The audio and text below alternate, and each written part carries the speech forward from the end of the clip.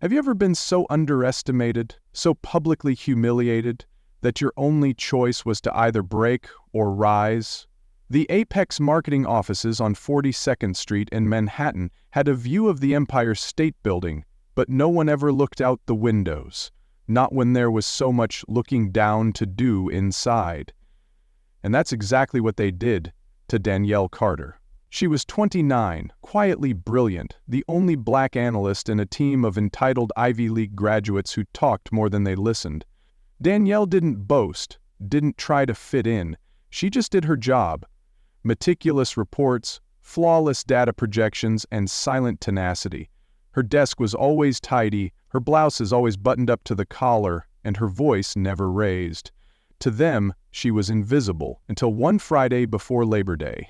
Danielle had just returned from the printer room when it happened. She was placing binders on the conference table, preparing for a high-stakes investor pitch.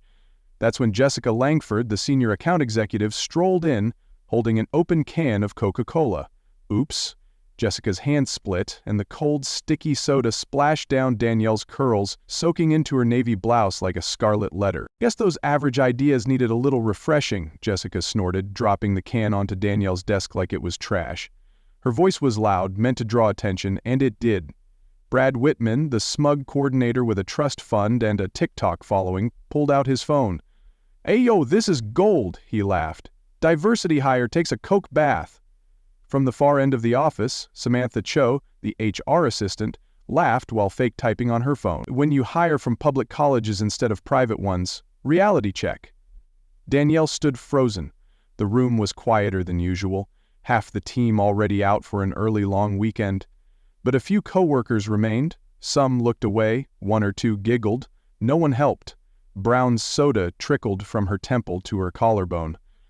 Onto the pitch notes she'd spent the last 2 weeks perfecting. Her hands were shaking, not from fear, but from restraint. Jessica stepped closer, close enough for Danielle to smell her perfume. Sharp Chanel No. 5 mingled with sticky sugar. "You know what your problem is, Danielle? You don't know your place." Danielle didn't answer. "Just because you've got a degree from, where was it, Syracuse?" Jessica spat. "Doesn't mean you belong at this table." Brad kept filming. Samantha kept smiling. Danielle didn't scream, didn't cry. Instead, she reached for her phone with steady fingers, typed a single sentence, and hit send. Brad sneered. "Texting your Uber driver? Or your boyfriend from the Bronx? Oh, wait. Bet he took the subway." Samantha chuckled. "Let's be real, Danielle. The exec look doesn't really work when you're on an intern's salary." They laughed. It echoed. But Danielle's stillness unnerved them. She wasn't flustered. She wasn't broken. She was calm. And calm is terrifying when it shouldn't be. They didn't know that the message she sent had just triggered something far beyond their pay grade. They didn't notice the quiet confidence in her wristwatch, an understated Patek Philippe hidden beneath her sleeve, a gift she never flaunted. They didn't know that Danielle Carter wasn't alone in this. And in exactly 14 minutes, everything was going to change. The sticky chill of Coca-Cola still clung to Danielle's skin as she silently picked up the ruined reports from the conference table. The silence in the office was deafening. It wasn't the kind of silence that brought peace. It was the kind that followed cruelty. The kind that made people look at their shoes instead of into your eyes. Jessica leaned against the glass wall of the conference room, arms folded smugly across her chest. "You know, Danielle," she said, her tone syrupy, "if you just smiled more and didn't act like you were better than everyone, maybe people would actually like you." Brad chuckled. "Nah, even then, she's still got that Bronx energy." More laughter, cold, sharp. Danielle didn't flinch. Her curls, still damp and sticky with soda, framed her face like a crown no one could take away. The same face that had sat through silent dismissals in meetings, that had been talked over, credited less, and questioned more for 6 months straight. But today, they went too far. "You're quiet now, huh?" Brad taunted, stepping closer with his phone still rolling. "Not gonna cry? That's disappointing. I thought this was the part where the sad diversity case breaks down." Still no response. Samantha's voice broke the tension. "Maybe she's filing a complaint," she said, rolling her eyes. You know HR has a form for hurt feelings now. Super inclusive. Please, Jessica scoffed. She's not going to report anything. She wants to keep this job too badly.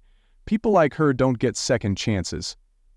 Danielle glanced toward the far hallway. The executive elevator, rarely used, lit up with a soft white glow. A number began to climb. 41, 42, she checked the time. 12 minutes, Jessica continued. Honestly, I don't know why they even hired her. The only thing she's contributed is making our diversity metrics look good. She did run those AI engagement projections for the Martinson account, someone muttered from a nearby desk. It was a small voice. Tom, the IT specialist. He didn't look up from his keyboard. His tone wasn't loud enough to make a statement, but it was just loud enough to be noticed. Jessica glared at him. Excuse me? Are you seriously defending her right now? Tom looked up, met her eyes, then looked at Danielle and nodded. Just once. The moment passed quickly, but it hung in the air like the first raindrop before a storm. Danielle saw it, not just the nod, but the hesitation, the tiny fracture in the wall of silent complicity, and that was enough. The executive elevator dinged. The doors opened slowly. Out stepped two security guards in black suits, scanning the office with practiced precision. Behind them, the tall figure of a man emerged, imposing, calm, radiating quiet power in a deep navy Tom Ford suit. No tie, just presence. Jessica's smile faltered. Brad lowered his phone. The man's eyes found Danielle instantly. Danielle, he said, his voice low but unmistakable, are you all right? She gave the faintest nod. Right on time. The entire office froze. It was Richard Sterling. Yes, that Sterling, the billionaire CEO of Sterling Holdings, one of the most powerful investment firms in the country, a name that opened doors, moved markets, and silenced boardrooms. Jessica's mouth opened, but no sound came out. Brad took a step back. Samantha blinked, like she was seeing a ghost. Danielle stepped forward, slowly, deliberately. The air shifted around her. Richard turned to the room. Who's responsible? He asked, his voice still calm. But it was the calm before an earthquake. Jessica snapped out of her daze. Excuse me, but this is a private office. You can't just... Richard cut her off with a glance. Private office, ma'am? This entire company is owned by Sterling Holdings. You're standing in my building. The words hit like a slap. Danielle looked around at the faces that had watched her humiliation unfold without a word. She didn't need to say anything. Her stillness said everything. One of the security guards stepped forward. We've reviewed surveillance. These three individuals, he gestured to Jessica, Brad, and Samantha, have been recorded engaging in acts of workplace harassment, verbal abuse, and racial discrimination. Jessica's voice cracked. Wait, no, that's not fair. She never even said anything. She never complained. Danielle finally spoke. I didn't need to, she said. I documented everything. She pulled a sleek black folder from her desk drawer. Inside, printed emails, time-stamped video screenshots, and transcriptions of team meetings. She handed it to the guard. I didn't raise my voice, she said, but I raised the evidence. Richard turned to the rest of the office. You all watched it happen, he said quietly, and did nothing. Let this be a lesson. Silence in the face of abuse is complicity. The tension snapped. Suddenly the office didn't feel so comfortable for the oppressors anymore. The office, once buzzing with condescension and whispers, was now paralyzed in a stunned silence. The kind of silence you don't just hear, you feel, like gravity had shifted, like justice had just stepped through the front door wearing Italian leather shoes and a $20,000 0-cent watch. Jessica opened her mouth again, desperate to reclaim control. There's been a mistake. Danielle's just an analyst. She's not... This isn't... Danielle met her gaze for the first time all day. Calm, steady, unflinching. Not what? She asked. Not one of you? Not supposed to speak up? Or not supposed to have power? Jessica blinked. I didn't mean... You meant every word, Danielle said flatly. Richard took the black folder from his security team and held it up. Let me be clear, he said, voice firm and unwavering. "This isn't about office drama. This is about a hostile work environment, racially charged abuse, and violations of federal discrimination laws. And there are receipts." He opened the folder and passed copies to the security staff. "These 3 individuals," he continued, nodding to Jessica, Brad, and Samantha, "are to be removed from the premises immediately. They will not be returning. Their badges are deactivated and their systems have been locked." Samantha gasped, pale. "You can't do this. This is illegal. I work in HR." Richard didn't even look at her. "Exactly. Which makes your participation even more damn." Brad, now visibly shaking, looked around the office for support. "Come on, guys, you've seen us joke around like this before. Danielle never even said anything. Why is everyone acting shocked now?" But no one came to his defense. In fact, several employees began backing away, eyes down, ashamed. And then Tom, quiet Tom from IT, stepped forward again. "She didn't say anything," he said softly, "because she didn't have to. We all saw it. Every day. You just thought no one would care." Jessica turned to him, voice cracking. "You're making a huge mistake, Tom." "No," Tom said quietly. "You did." The elevator doors opened again. This time, a tall black woman in a gray blazer and sharp heels stepped out. She moved with purpose and elegance, holding a legal briefcase. "Meet Elena Brooks, Sterling Holdings Senior Counsel for Corporate Ethics," Richard said. "She's here to ensure that everything moving forward is handled legally and publicly." Jessica's knees buckled slightly. "Publicly?" "Oh yes," Elena replied coolly. "Because the footage Brad recorded today? It's already been submitted as evidence, along with screenshots from your group chats, Samantha's Instagram story mocking Danielle's lunch alone, and the internal Slack threads mocking her educational background." She held up a USB drive. "We'll be issuing a formal complaint to the EEOC and releasing a corporate statement by end of day." Samantha burst into tears. Brad muttered, "This is a witch hunt." Danielle turned, slowly walking to the center of the room. The coke stain had dried on her blouse, dark and stubborn, like the memory of every insult they'd hurled her way. "You thought I was quiet because I was scared," she said. "You thought if I didn't fight back the way you expected, I wasn't strong." Jessica tried to interrupt, but Danielle held up her hand. "You mistook dignity for weakness. You mistook composure for submission. But I've been collecting everything. Every meeting you hijacked, every credit you stole, every smirk when I walked into the room. While you were busy laughing, I was building something." She reached into her desk drawer and pulled out a slim binder labeled Project Lumina. Richard stepped beside her and opened the binder for everyone to see. "This," he said, "is Danielle's proprietary AI model for predictive consumer behavior. We estimate it will increase client acquisition by 47% in the first year alone. She owns the full patent. And effective today, Sterling Holdings has acquired full rights for $38 million, 0 cents. Gasps rippled through the room. Jessica looked like she'd been punched. "That's right," Richard said. "While you were too busy sabotaging her, she was designing the future of marketing." Danielle looked directly at the 3 of them. "You wanted to break me. Instead, you funded a future you'll never be part of." She turned to the rest of the room. "And for everyone else who stayed silent, I'm not here for revenge. I'm here to make sure no one like me ever walks into a place like this again, thinking they have to shrink themselves to survive." Tom whispered, "Respect." It spread like a ripple. One by one, people began to stand, quietly at first, then with confidence. From design, from analytics, from client services. People who had watched, ignored, hesitated, but were now ready to choose better. And standing in the center of them all, with coke still on her clothes, but fire in her eyes, Danielle Carter took back everything they'd tried to take from her. Not with rage, but with truth and power.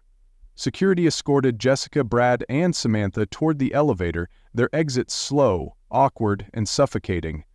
What once had been their stage was now their reckoning. The crowd didn't jeer or gloat. They simply watched. In silence. Because there are some moments when silence says everything. As the elevator doors slid shut, Jessica turned to Danielle one last time, voice trembling. "I have bills, a mortgage. You've ruined my life over a joke." Danielle tilted her head slightly. "You didn't ruin your life over a joke," she said softly. "You ruined it over the belief that people like me were beneath you, that we didn't belong, that we wouldn't fight back. That's not a joke. That's a legacy you chose." The doors closed. Gone. The weight in the room shifted. Elena, the Sterling legal counsel, walked toward the digital projector in the center of the conference floor. She plugged in the USB drive and tapped a few keys. The lights dimmed. "Before we move on," she said, "there's one last thing." A new screen flickered to life, this time showing the heading, "Sterling Holdings presents the Danielle Carter Initiative." The video that followed wasn't about humiliation, it was about transformation. Footage played of Danielle's presentation at MIT's Women in Data conference, years before she joined Apex.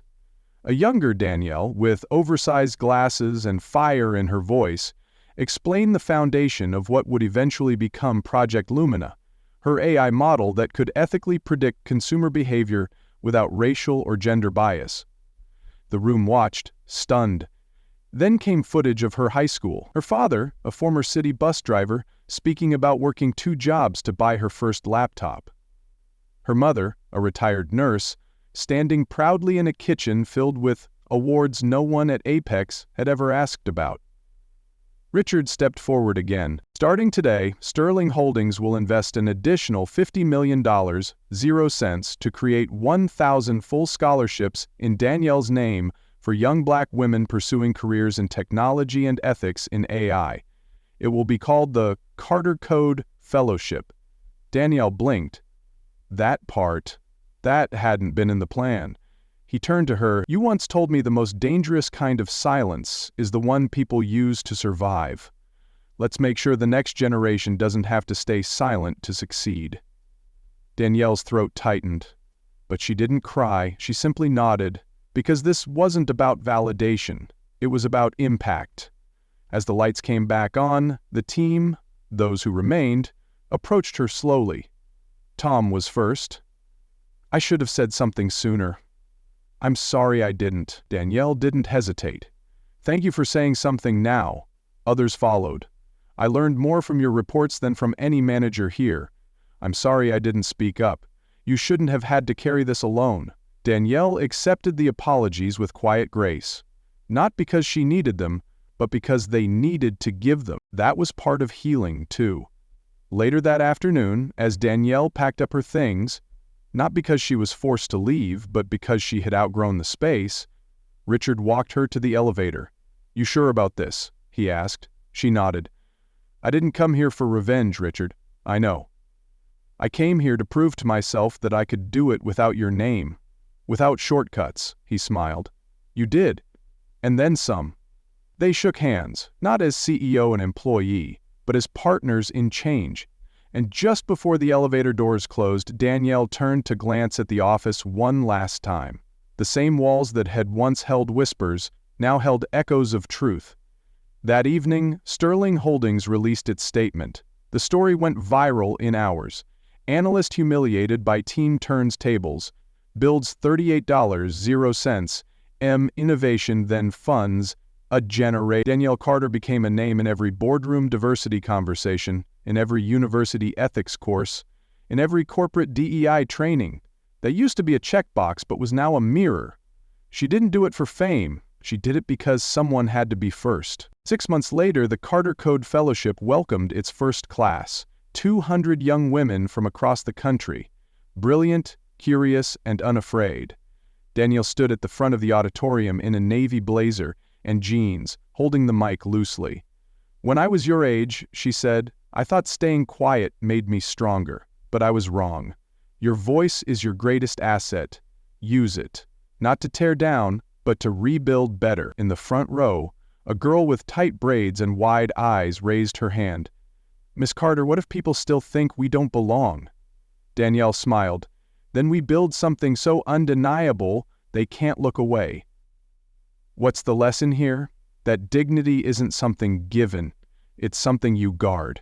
That silence is not peace, that sometimes the greatest justice isn't destroying the people who tried to break you, but building ladders so no one else has to climb alone. So let me ask you, have you ever been made to feel small only to discover how powerful you truly were? Let us know in the comments, because maybe your story is the next one that changes everything.